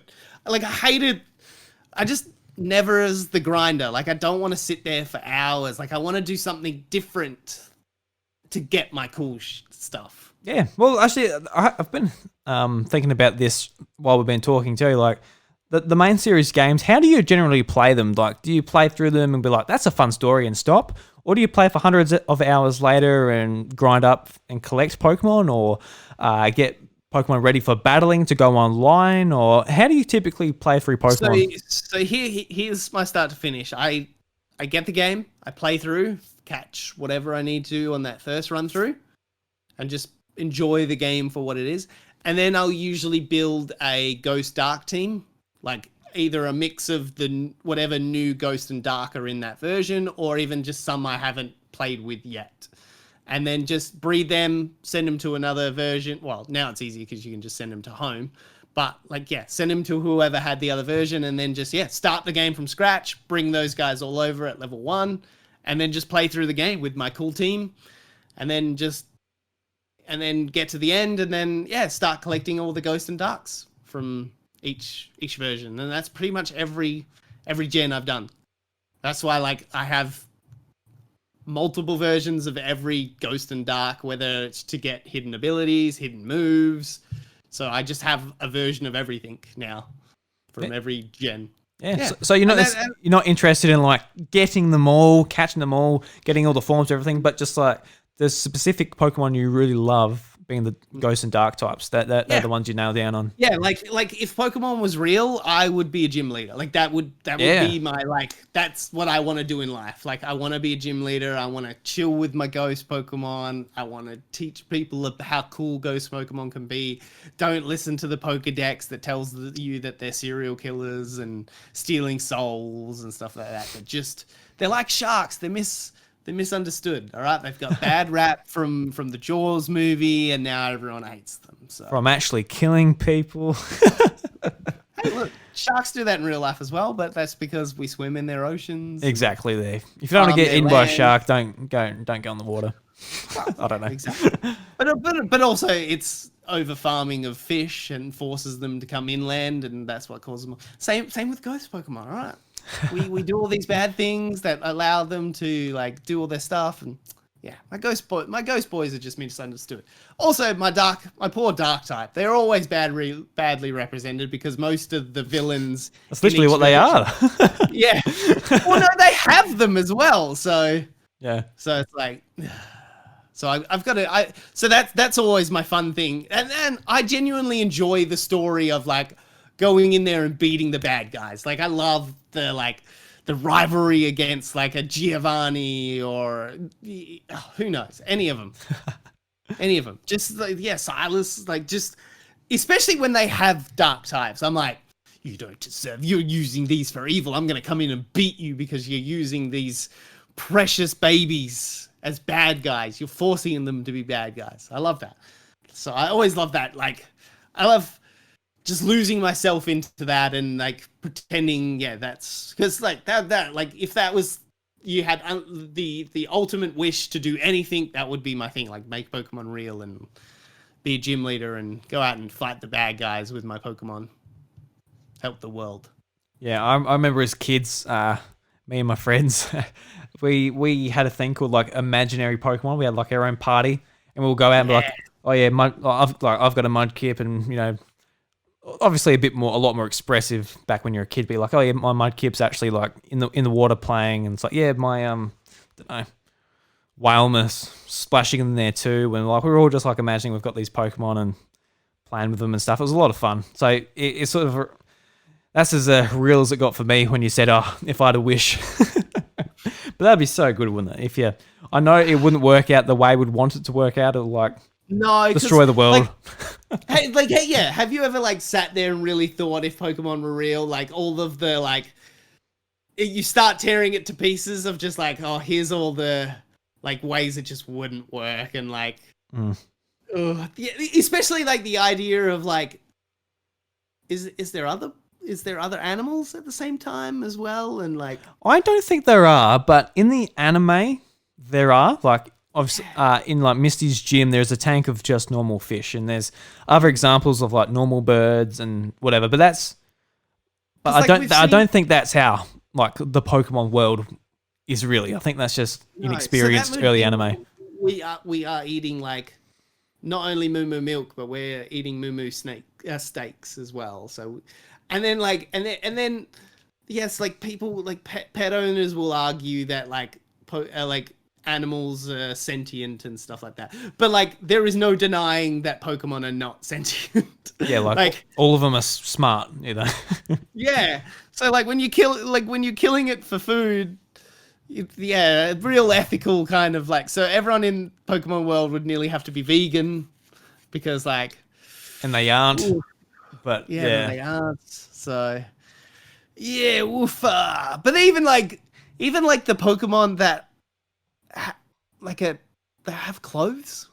Like, are they wearing clothes, or do like is that part of their body? Like, do they birth skin? Like, do they birth clothes onto them when they evolve? And yeah, it's a bit wild. Like when you start to think about it, because like when they evolve, they have that clothes on them already. Like a Mr. Mime has his outfit on him, and yeah, it's like a Squawk and Throw. Like they're some of my most hated Pokemon, and they've got their like karate outfits already on. It's like what is that your skin or? Yeah, it's just. Is that like silk? You don't look at it. Pokemon's like is the hot dog like theory. You just don't look into it too much. Don't think about it too much. Yeah. Don't think about it too much, or you're not gonna like it. Have you ever got sucked into the shiny hunting side of things? Has that ever interested you? Yes, I did for a while, and then it took a lot of effort, and then I usually bow out. Like I have the occasional shiny. I still here's the devastating story. So one of my first good shinies, because everyone's had the the Caterpie shiny or the Zubat shiny. Like just because you just have so much occurrence of that Pokemon that you're just gonna have a high chance of that being a shiny. I not shiny hunting at all. I was just like making a new egg because I wanted to start a new team. Had a Beldum shiny, and then like later down the line, like Metagross you can get shiny easy. I can't remember how, but Yeah. or was it a Beldum you can get shiny somehow? Yeah, at the start when Omega Ruby Alpha Sapphire come out, they just gave you one through Wonder Gift at launch. I know, and I was like, I felt so special because like I didn't breed. I didn't purposely make a shiny. It just came out, and I had the silver Metagross, and I was like feeling so cool. And then it like now everyone has that. Like even people that don't breed shinies have it, and I was like, ugh. Yeah, that would be heartbreaking. Yeah, it was, but I still have him. And I had a Charizard that I just don't know what happened to it. Like I remember I got a Charmander. It died. And you left it on a rock, you savage, didn't you? No, like it's just been lost through like versions and time, and I have all my versions still on my thing, but like a few of them like just became my like farms, as you would call them. Yeah. Like because I eventually like after I got to an age where I had enough expendable income that I could buy both versions. Like one would always be my like just play through, like have fun. That's also where like I'd breed and put my versions on and then play through with my favorite team. But the other version was always like, all right, this is the one that I'm going to get all the TMs and items and Pokemon I need to, and I can store everything on there until the next gen comes out. And yeah, I don't know if Charizard was on one of those versions when it got reset or don't know. But that sucks. That's a beautiful shiny too. I've looked through all my versions and I can't find him, so I have no idea where he disappeared to. But yeah, I think I've got like the occasional. I think I've got a Zubat. I think I got a Paris, and yeah, the Metagross was my shining star because he was also perfect IVs as well. So it was just like, yeah, I was showed him off for forever, and now he's just like everyone's got him. So. And then I think I've got a shiny Gengar as well. I was about to say, where is the shiny Gengar? You cannot have it. I actually got somebody else to breed that for me because I was getting to a point where I was just like, I don't want to do this anymore, but I still want him. So I think I paid a mate. I was like, hey, here's $10. Breed me like a perfect IV shiny Gengar. Do you remember how long it took him? Because $10 could be a good deal if he got it in 5 minutes, or it could be awful if it took him like a week. I think it took him a couple of months, actually. he had so bad luck. He'd either get the shiny and average IVs, and this was way before. Oh, so you even wanted him to get good IVs? Yeah. That's what I mean. Oh, you're a monster. Yeah, that's what. Hey, look, he didn't have to. Like, it wasn't like I forced him. I was like, hey, would you do this for $10? He's like, yeah, cool. And like, he just had bad luck with it. He would just either get perfect IVs, no shiny, or shiny, no IV. Yeah. That's how it works. That's how it works. Yeah. But I finally got one, and he sits in my computer, and I've never used him ever. He's just like he's my prized Gengar. Like I don't need to, especially these days now where you can have perfect IVs without having to breed them. Yeah. Because what game was that in? Because that determines on how hard it was to get. If it's back in like the DS days, then that's going to be a very hard Gengar to get because the rates are a lot higher. I think it was Diamond Pearl, maybe? Yeah, so that's really hard to get. It's like 1 in 8,000 chance instead of 1 in 4,000 in the new games. Yeah, no, I haven't tried Shiny Oh, no, I did. I did try in Sword and Shield, and I was like, people have lied to me. It's still very hard to do. Yeah, there's ways you can make it a little bit easier for yourself, but... Oh, I did all the methods, and it's still... You did. I was just not having no luck whatsoever. I tried a whole day to try and get one, and just no. I had like the charm. I had different regions. One of them was already a shiny. Just I know that's like more of a wives' tale with like the pressing B catches a Pokemon easier. But still, I was just trying everything to do the shiny. I think I wanted a shiny Mimikyu or or maybe Houndoom. I can't remember. It would have been Mimikyu. Houndoom's not in Sword and Shield. Then it was Mimikyu. Yeah. Then it definitely was Mimikyu. Yeah, it just Mimikyu's a nice shiny, just like that grey. It's nice. I know, and it just didn't happen, and I don't think I ever got it in the end. I got a good like I have like a whole box of perfect IV Mimikyus, those, but no shinies. I've got a shiny Mimikyu, and I've nicknamed it Mimic Drew.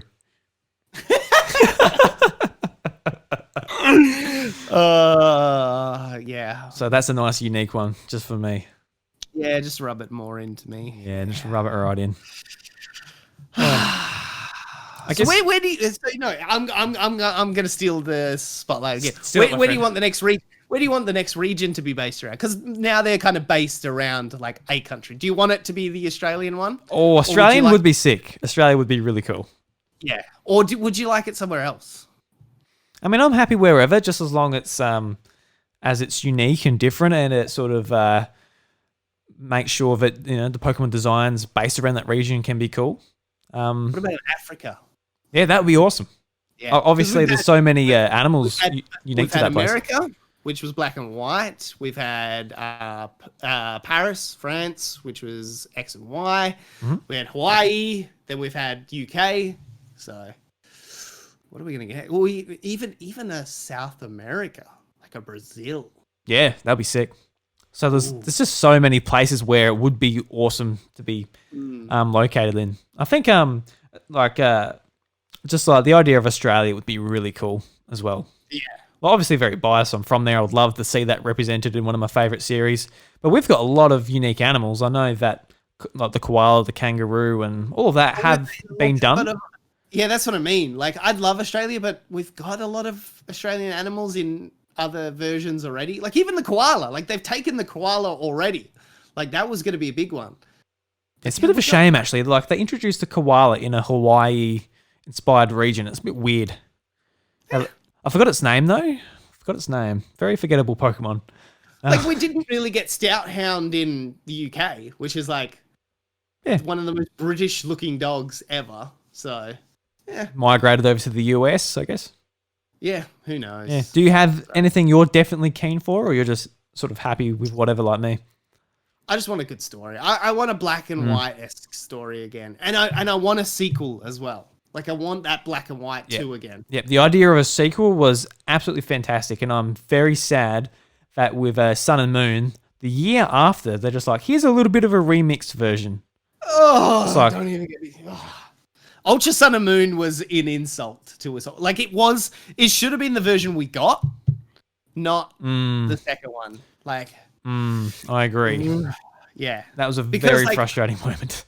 Because, like, it is the better game of the two, but when I was playing through it, I was like, ugh, like, it was a slug because, like, it was the exact same game. Yeah, I've got to be honest. I know this is like a celebration of Pokemon when we're having this discussion, but Ultra Sun and Moon are definitely the low points in the series for me. Sun and Moon, I enjoyed them. They're like the first Pokemon games that took me 2 weeks to finish, just because they didn't really grab me as much. I felt like the dialogue and the characters kept on halting you at every point. And on the bottom screen, no, I've had this discussion with you. Yeah. And on the bottom screen, like it's like you have to go here. So all right, I'll go there. And it's just very linear. They take away the exploration. And just the way the islands work, I didn't feel like it worked out very well. Just as far as being able to explore it. I think, it is in normal Sun and Moon. I thought the exploration, like, if you want to follow the linear story, I felt it was very linear, but being able to go in through caves and stuff like that and find, like, special bits on the island, I thought it had more exploration than most versions had, where it didn't feel like it was... Yes, it's telling you where to go, but it didn't feel like I was moving in a straight line like most versions, where, like, you look at the map and then, like, it's definitely going this way, where, like, the islands to me felt like, oh, I could go to any island and I can come back to any island, and so that's why it always, like, wilds me out that you're like, I didn't like it, was too linear, and I'm like, whoa, like, that felt the most open up until, like, you know. Yeah, I think just, what just killed it for me is just being like talk, get to the next place, talk. And it just killed me. Yeah. It killed me to the point I bought Ultra Sun, Ultra Moon. I'm a sucker. Yeah. So I bought them, and to this day I haven't finished them. I can't get through it. I can't do it. I can't do it. No. I'm sorry. I can't do it. last year I went back and I was like, all right, I'm finally gonna do it. Like after I finished most of Sword and Shield, I was like, all right, I've got to go back and finish Ultra because I wanted some of the like you can farm legendaries real easy at the end of that. So I was like, I need to finish it because I want to get to that like the legendary farming because there's still a few legendaries that I still to this day have never got around to getting. Like most of the like wandering legendaries, most of those inversions were just so hard. Like the dogs are just too much effort for me sometimes in the game. So I don't think I've caught all the dogs yet, and the Cloud Boys. I haven't got all the Cloud Boys yet. Yeah, and that's the thing too. Like the cool stuff's at the very end. I'd love to do that, but I did the same as you after Sword and Shield. I'm like, all right, I need to finish this game now. I'm in the mood for Pokemon still, and I did like 4 hours, and I'm like, I can't. And I will finish. I will finish them one day. Like the ending of it's good, and that's what I mean. Where like. It should have been the version we got. It makes the story seem way more sense. And then like the Rainbow Rocket stuff is cool. Yeah, and like I want to do that. I want to do that, and that's why I really like the DLC for Sword and Shield. It's not like another game, and we don't have to play through, a 20-hour story to get to that stuff in the DLC. You're just already playing it. You get it quicker, and you're already there. Yeah, exactly. But yeah, I'll get to it eventually. It's like the only Pokemon games in the mainline series that I haven't finished, and I just you've done Sun and Moon, so that like as I said, you've pretty much done it. It's just you get the Rainbow Rocket stuff at the end, which is like really cool. Like because like not to spoil it too much, like it makes all the other versions in their own universe a bit because you know how I think which one is it? Is it Sun and Moon we got red and blue in? Like at the end? Oh, yeah, for the battle tree. Yep. Yes. So like, yeah, it nearly makes it feel very Pokemon Adventures. Yeah, because the interesting thing about it is like, Mega Ruby, Alpha Sapphire, they introduced Mega Evolution, so for them to justify that, they had to like split them off into different dimensions and say like it's a different storyline compared to the original Ruby and Sapphire. Whereas what makes it interesting, obviously there isn't. Well, there is Mega Evolution in Sun and Moon, isn't there? But I remember. I think you can because you can bring Pokemon across. You can Mega. Oh yeah, because you verse somebody that uses Mega Evolution because they're from the previous gen. Because from what I understand, like Archie and Maxie, the leaders of Team Magma and Aqua, they're not the versions from Omega Ruby, Alpha Sapphire. They don't have the Mega Ring and stuff. No. So they're actually like from like the previous storyline, which is to the point of the series where it's just getting too complicated for its own good. I know, but it was cool that it like finally linked all the games together and like it was this big like crossover event in Rainbow Rocket because like he's the original Giovanni but like in his universe he won and it's cool. It's just real cool that ending because like I think it was just like I think the 8-bit podcast like, it was just me and Salim and we were like Pokemon quizzing each other just to see who was the best Pokemon guy and then, one of the questions was how many like bad teams there were, and I was one off because I hadn't finished Sun and Moon, Ultra Sun and Moon, so I didn't know Rainbow Rocket existed. So I was one off on my thing, so I was wrong in that. And then I think that was the reason why I was like, well, now I'm gonna go play it because I want to see what this Rainbow Rocket is. Like fucking. Salim wouldn't have known who Team Rainbow Rocket was. No, he hadn't played Ultra, but he was the one. Like he just Googled it to quiz me on it. So yeah, he hasn't played anything since bloody Pokemon Yellow. He's lying to you. No, yeah, he thinks he's a Pokemon master, but he's not. He's a Gen 1. I brought that up a little bit, but my crown jewel of side things is Pokemon Conquest, and I'm so sad we'll never see any more Pokemon Conquest because God, it was so good, and that's what I wanted. That's what I want Pokemon Combat to evolve to eventually. Oh. Yeah, I'd love that. Like, like being able to move around. Like, yeah, I want it to be more deeper. Like to have like all 4 moves, and you get to choose them. But I want that like Final Fantasy Tactics Battle Arena. Like I like that, like the tactics. Yeah, like no, I want that. I don't want that as the main series though. The main series, it's got its battle mechanics. It works well.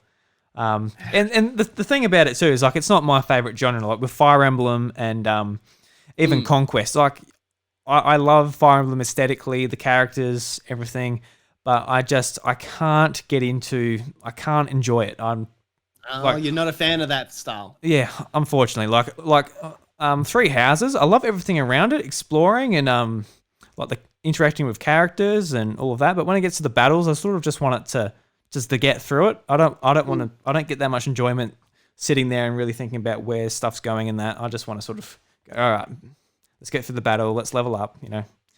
Oh, see, no, I want to see that more like strategy in battle. Like the tactic games are some of my favorite games. Like Final Fantasy Tactics is like up there as like one of my just games of all time. Like one of my goats. Like easy. So like when Conquest came, and then it also like it tied into like that Japan lore with Nobunaga and like love that like that history of Japan as well. That's some of my favorite like history with all like the Nobunaga and the Oda clan. I think it was. Oh, somebody's gonna tweet me that I was wrong. But yeah, like I love all that. Yeah, so I love all of that kind of lore. Like it was like Samurai Warriors, the Mosu, and all those kind of things about that. And even Shogun, like the game Shogun, like, love that. So it just tied a lot of my favorite things together, the Pokemon Conquest. So, God, if somebody could give me Pokemon Conquest 2, like, I'd give them a lot of money. Like, a lot of money. Like, I might sell my house. You'd be like, I'll give you at least $90, like, and a schnitzel at the pub. Oh, I'm serious. No, like I'd literally give them thousands upon thousands of dollars to give me a Conquest 2. Unfortunately, they'll need millions to make it. So they might need more than that. I might have to remortgage my house just to give them a kind of Kickstarter. Just a brief Kickstarter, yeah. So I guess sort of landing into that and to start wrapping things up, where do you want the main series of games to go? Are you sort of happy with what Sword and Shield have offered us, or are you hoping? I think I am, like in the sense of like coming to terms that we'll never probably get like a proper MMO out of Pokemon. Oh, we've got one. No, it's called Pokemon Go. No. I don't want to walk around, says Nato.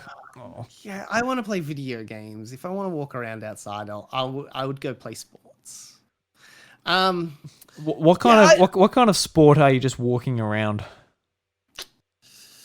Professional walking. Yes. I don't know if you know about it, but you know, it's quite one of my pastimes. I don't know. Yeah. I don't know.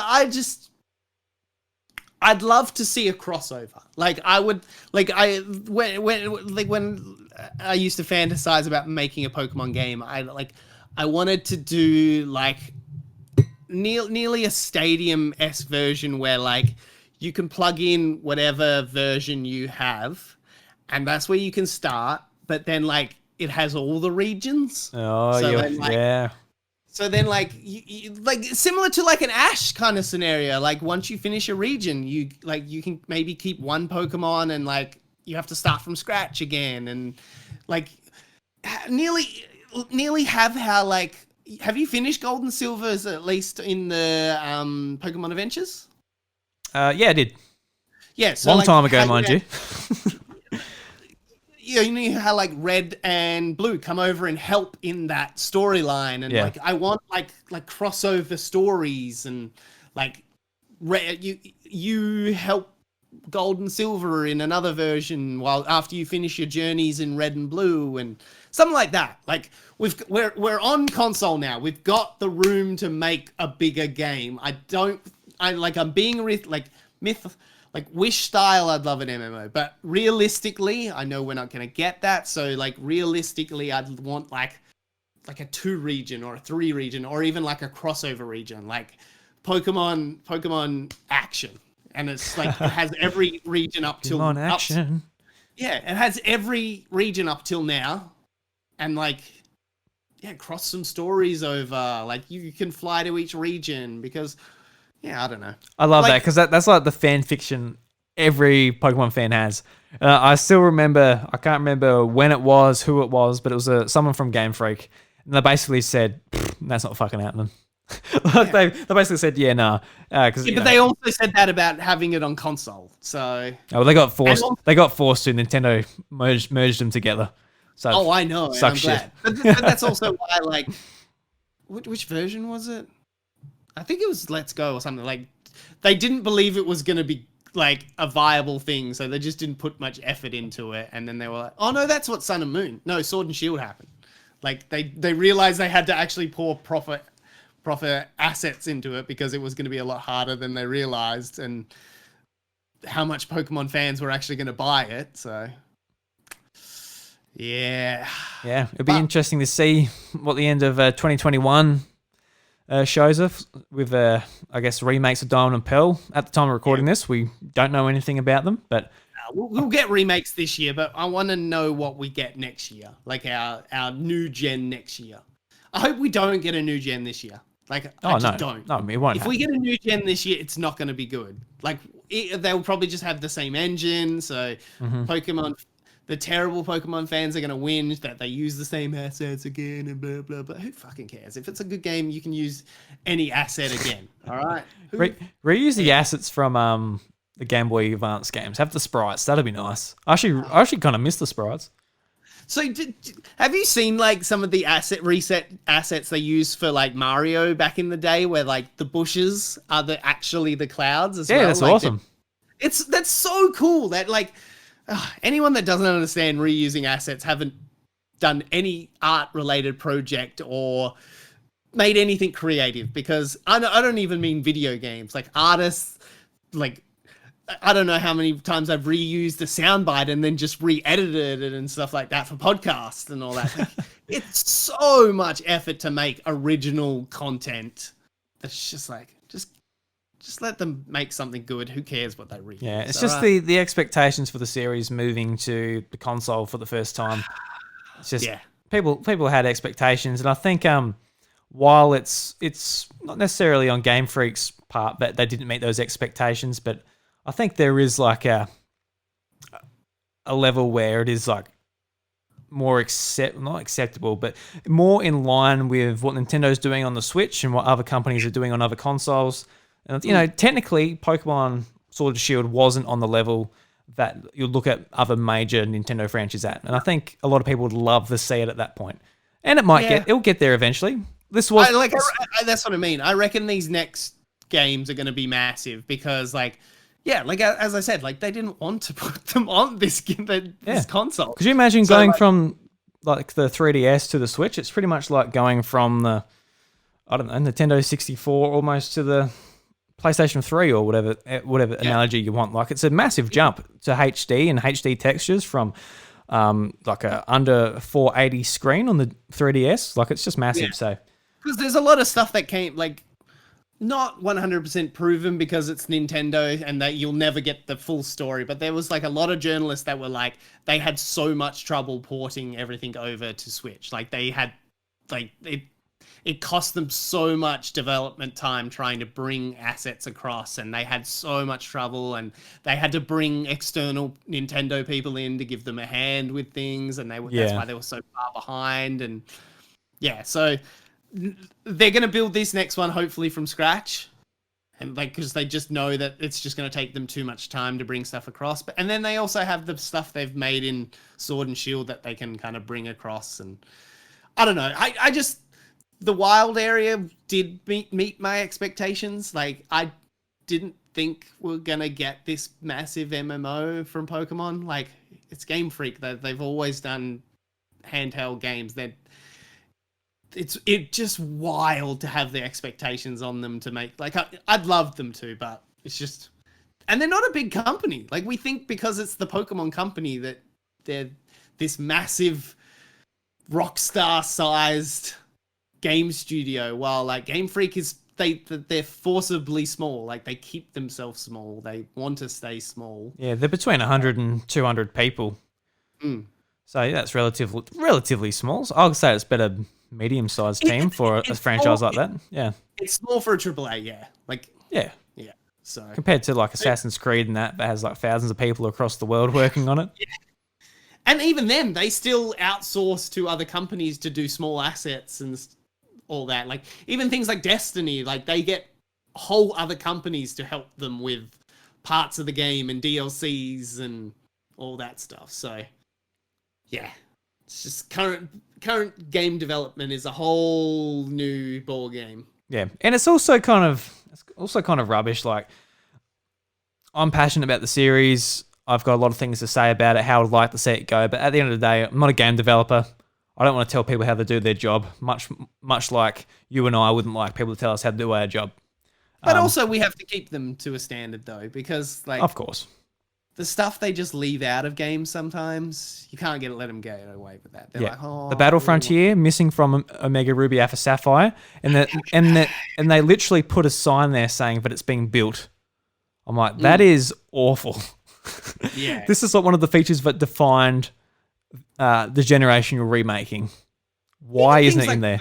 Pokemon contests, like I loved Pokemon contests in the original Ruby and Sapphire, and they just never felt the same in any gen after. Even the remakes didn't feel like like they nearly felt as like strategic as normal battles, and they just never felt like that ever since. And then like they just leave Mega Evolution aside, and then even though I don't like Z Powers, but Z Powers just one and done, and it's like, but why? Well, every generation's going to have its own gimmick and own hook from now on. So expect Dynamax, Gigantamax to disappear, and another thing to come in, but that will disappear. Just get used to it. I feel like. Yeah, I know, but they need their gimmick. It's not because like with the new Pokemon, there's only like 50 or 60 so new Pokemon. So the marketing hook is less of the Pokemon and more about like the new hook, the new forms, etc. Yeah. But that's also why they should just do all the regions. They don't even have to put new Pokemon in because we'll be all too excited to explore. Just copy and paste them all together. Exactly. God. Well, like the internet themselves pretty much already made world maps of like where everything would be. So like half the effort's already done. Mm. Yeah. Ugh. But it's Nintendo and Pokemon because like just Nintendo is never like the company has never been kind of, they love their gimmicks, but they're never forth thinking when it comes to like embracing new ideas unless they came up with them themselves. Just like internet, no, online play. No one wants to play online. Oh, no, nobody wants to speak with each other when they're online. Oh, look, you can like plug it into your phone, which plugs into the thing. Oh my God. God, Nintendo sometimes. Yeah. Tell me about it. I cover them every week. You love to hate them because they're like a little brother, a little annoying brother. Like you still love them because they're your brother and they've always been there. But God, they're annoying and God, they do some dumb stuff. Yes. Yeah. Oh, well, Nato, thank you very much for joining me to celebrate the Pokemon 25th anniversary. It was a great time talking to you. Almost an hour and 50 minutes. Going pretty well. Yeah. Yeah, I was getting worried. I was like, oh, I think I've gone way too long. I have to find a way to tangent into an end for you because I'm going to keep going. And you're just too nice to shut me off, so... That's all good. I loved it, man. I actually had a great time talking to you. I hope everyone's enjoyed listening to you. And the crowd, if you can hear them. You hear them in the background? They loved it. They loved it, mate. The Pokemon champions. Yeah. Nato and Drew. Yes. They absolutely loved it. So here's the end question. What gen would you be the champion of? I'll be the champion of the Hoenn region. I'll kick Steven Stone off his pedestal and I'll be there. What about you? I think I'm black and white, just because I like that story and I'd want to be in charge of the gym leaders, like in that final. You know how like that's also why that's a great version. Like the gym leaders are more than just the people that hand the badges to you. God, sorry, yeah, I'm not tangenting. That was sick. On black and white, but they were useful. They were a force of entity. Yes, but yeah black and white. maybe. Or even Black and White 2, because then like I could chill with the old boy. We could sit in the huge tree together. God, Black and White 2 had such good endgame. Everyone's like Gold and Silver endgame, but Black and White 2's endgame. Molto bene. Excelente. Yeah. So NATO, for those of you guys out there who enjoyed NATO, there's a bit of a tongue twister there, muck myself up. But if you enjoyed NATO, where can they find your podcast, all the stuff you put out on the internet? You can always find me at Nato Jesus, wow, I haven't used that tag forever. You can find me, I Know Nato, everywhere on the internet. I'm not doing a podcast yet, but I've a podcast in the works. That's hopefully coming out in the next month or two. I finally have an editor, so that's cool because that's always my problem. I hate editing, so you'll find that out on the internet. So follow me on Twitter, and I always just show up in 8-bit kind of related events. I'm usually a content mercenary, so I usually jump around, but 8-bit's usually where I pop up the most. But you find me everywhere on everybody's podcast. I like popping in and being a guest and having a chat with everybody. So I like talking, if you didn't gather that from the hour and 60 minutes we're about to do. Yes. I Know Nato everywhere on the internet. Yep, go and check him out. And Nato, once again, thank you very much, man. Absolutely pleasure having you. No, thanks for giving me an opportunity to vomit up a lot of Pokemon lore and love, and because God, do I love this series. I don't think there's anything in my life that I love as much as the Pokemon franchise. I think it's up there at the top. Yep, it's definitely up there with me too. Yeah. It's just looked after as well. All right, guys. So the doors to the House of Mario Encore this week are closed. Now get out. Jesus, that's a heavy close. It is. It's a big door. It's a castle here, mate. Yeah, fair enough. All right. Catch you, man. Bye.